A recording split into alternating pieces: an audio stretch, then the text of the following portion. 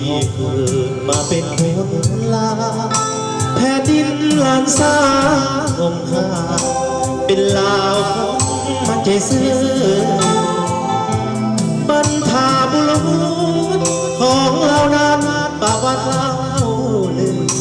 นำพาให้เรามีซื่อเรื่องลือสื่อดังของฟ้าภูมิใจกันที่ห้องเกิดเป็นลาวสาดีเป็นคนผู้ซื่อสัตย์ดี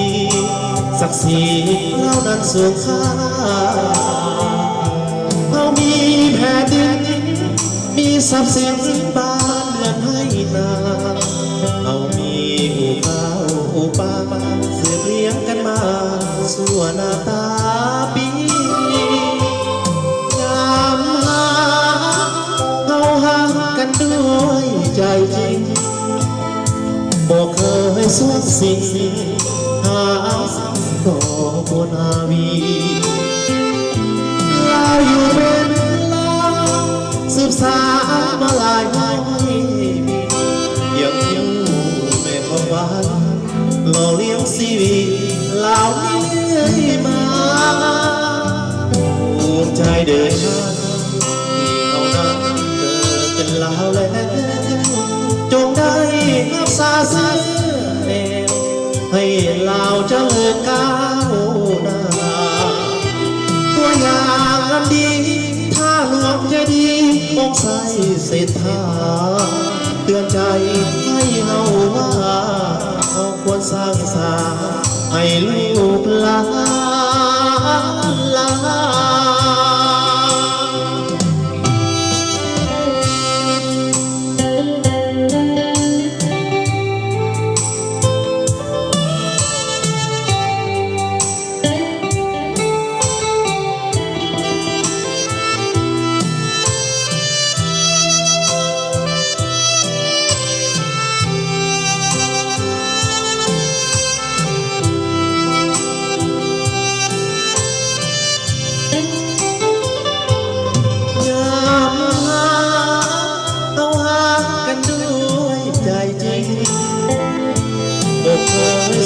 สิ่ง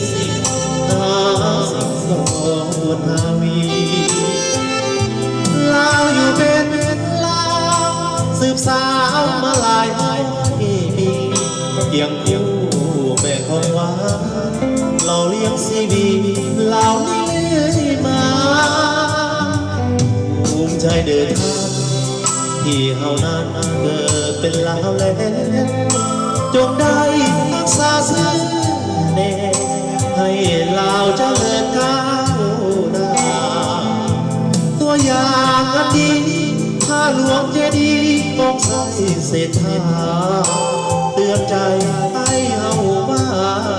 เฮาควรสร้างสาให้ลูกหลาน